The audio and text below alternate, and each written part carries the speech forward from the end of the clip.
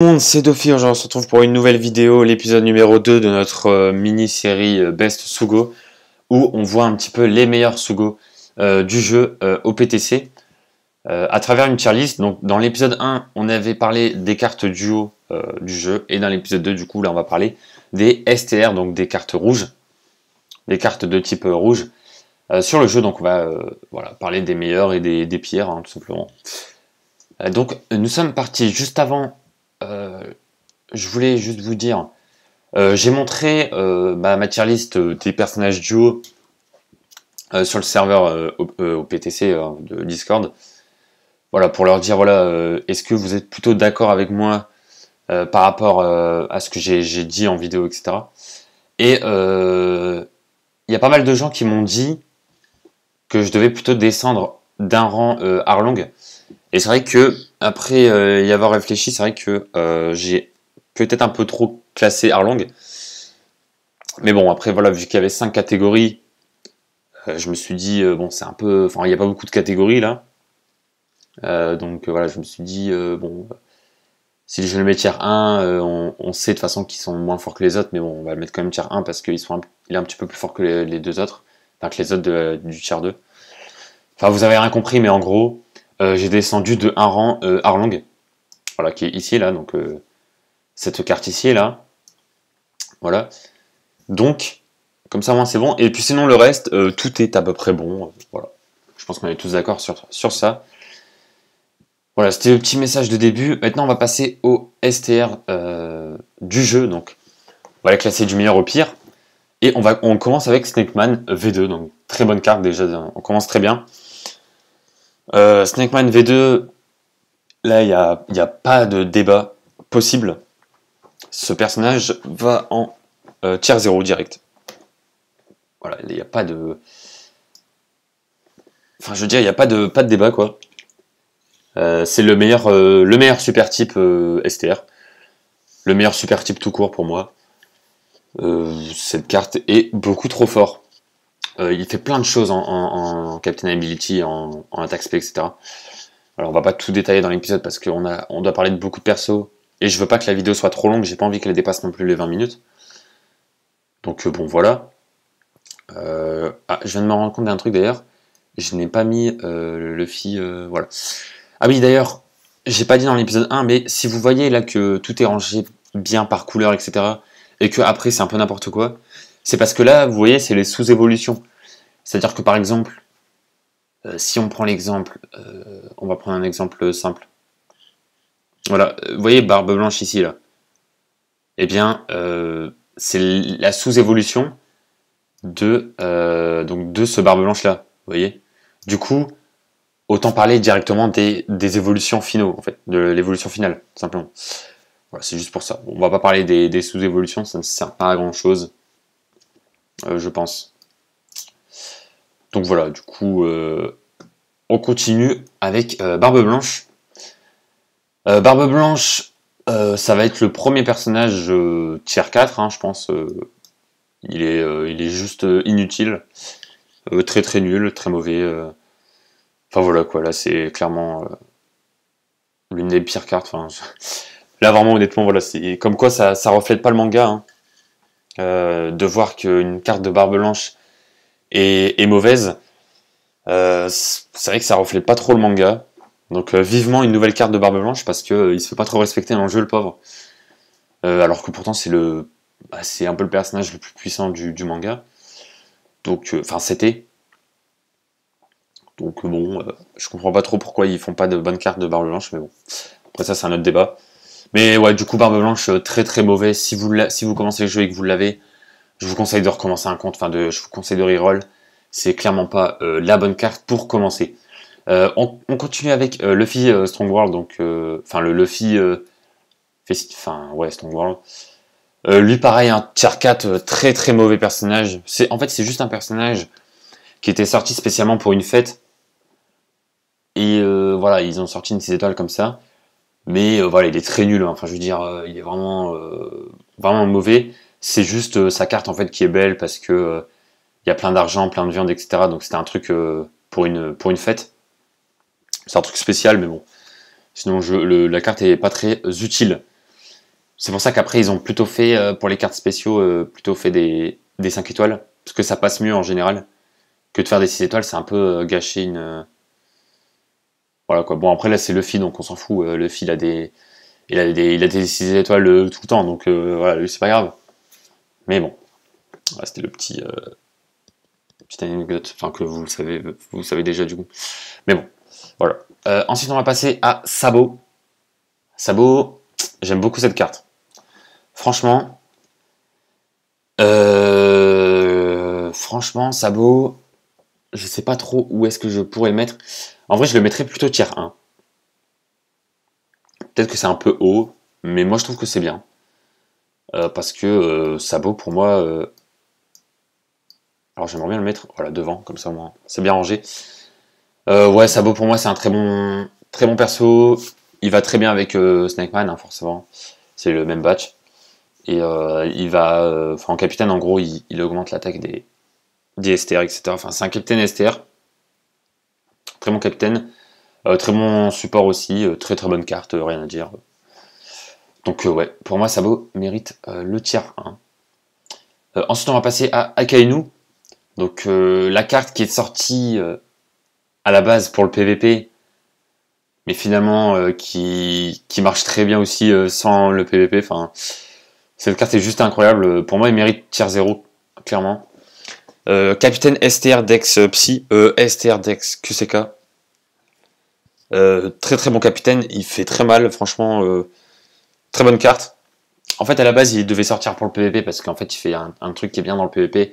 Et en plus de ça, il a moins de coups lorsqu'on joue en PVP. Donc, il était fait clairement pour ce mode de jeu.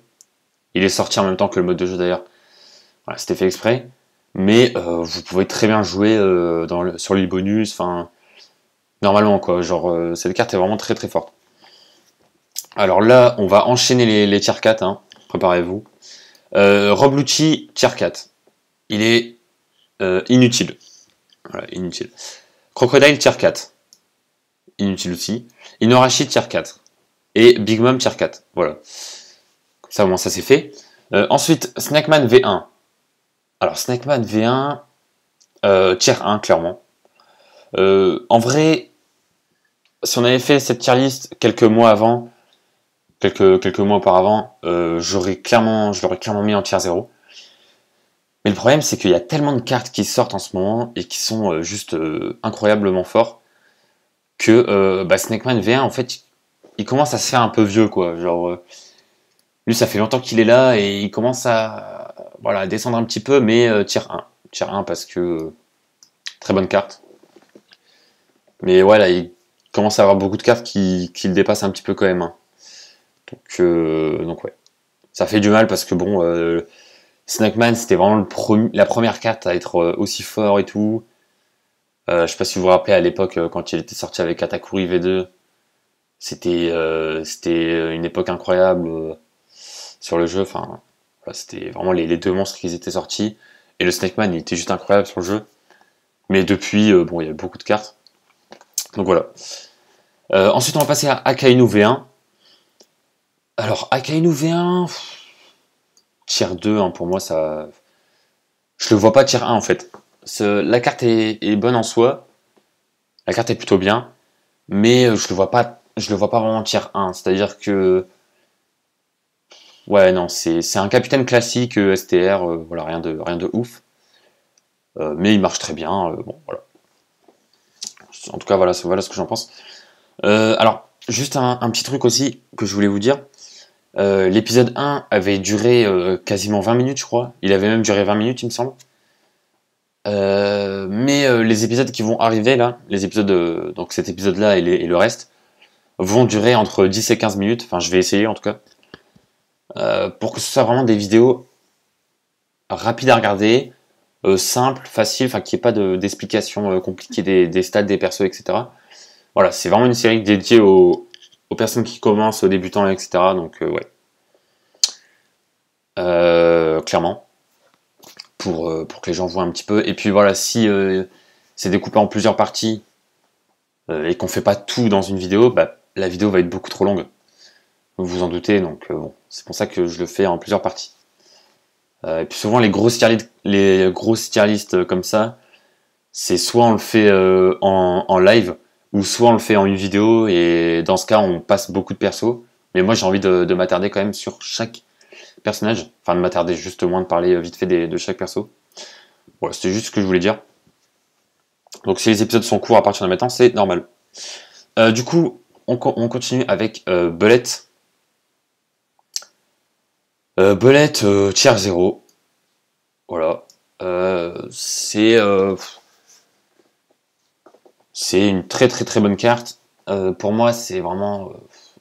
En fait, voilà, c'est un capitaine. Si vous voulez, STR, Int et QCK. Donc rouge, violet, bleu. Vous pouvez le jouer avec tellement de cartes en fait. Genre, vous pouvez faire plein de grosses teams avec Bullet. Et en plus de ça, il y a les cartes 5 étoiles de Stampede qui vont très bien avec lui. Vous pouvez les jouer avec le Rayleigh V2. Vous pouvez les jouer avec le Cracker. Enfin, plein de combinaisons possibles. Donc ouais, vous pouvez. En fait, c'est surtout parce que vous pouvez faire des grosses teams avec lui. Et aussi parce que bah, c'est un gros tank et il fait beaucoup de dégâts. Et c'est un peu un super type en soi parce que c'est la première carte qui faisait que, en gros, Bullet faisait beaucoup de dégâts sur chaque type. C'est-à-dire que normalement, vu qu'il est rouge, il est censé être faible contre les bleus. Mais Bullet, non, il est efficace contre tous les types, donc ça aussi c'est pas mal. Voilà. Ensuite, on va passer à la famille Charlotte, que je vais mettre en tier 2. Ou peut-être en tier 1, mais bon, je le vois pas trop à côté de Sabo et Snakeman, mais bon. Ouais, on va le mettre en tier 1 parce que c'est quand même une bonne carte. Donc, la famille Charlotte, pour expliquer simplement, c'est un super type STR, donc ça veut dire que c'est un gros capitaine pour les rouges. Donc quand vous le jouez, en général vous faites des teams avec que des personnages rouges pour une quête spécifique avec un boss vert, du coup pour faire beaucoup de dégâts, pour vraiment que ce soit une grosse équipe qui aille vite. Mais sinon c'est tout quoi, vous pouvez pas non plus le jouer dans 36 000 teams. Mais la famille Charlotte c'est une très très bonne carte. Donc ouais. Peut-être un peu moins bien que Snakeman et Sabo pour commencer. Mais bon, on va quand même le mettre tier 1 parce que il est quand même plus fort que Arlong, Akainu, etc. quoi. Donc voilà. Et ensuite, on va terminer la vidéo avec Kaido. Kaido versus, hein, du coup. Lui, il va partir en tier 0, je pense. Très clairement. Donc voilà. Alors, cette carte, elle est un peu spéciale. En gros, lorsque vous l'avez, lorsque vous droppez, enfin, lorsque vous avez Kaido, vous avez aussi Big Mom. Donc, Big Mom, c'est cette carte-là. Voilà, cette carte juste ici. Très bien, je l'ai... Voilà, donc cette carte-là. Quand vous avez Kaido et Big Mom, en fait, vous pouvez prendre ces deux cartes et la mettre en carte versus. C'est-à-dire que, vu que ce sont deux personnages qui sont rivaux dans le manga, eh bien, dans le jeu, du coup, vous pouvez en faire une carte versus. Et une fois que c'est devenu une carte versus, c'est littéralement l'une des meilleures cartes du jeu. Beaucoup trop forte. Donc voilà, Kaido, je vais le mettre tier 0. Mais évidemment, il faut Big Mom avec, quoi, parce que sinon ça n'a pas de sens. Mais bon, là, vu que ils les ont pas mis ensemble, voilà, je vous préviens juste. Donc du coup, voilà, un petit peu pour cette deuxième partie donc, des personnages STR. Et du coup, dans la partie 3, dans l'épisode 3, on parlera des QCK, tout simplement, donc des personnages bleus. Voilà, j'espère que la vidéo vous aura plu, et on se retrouve très bientôt pour de prochaines vidéos sur la chaîne. Ciao tout le monde!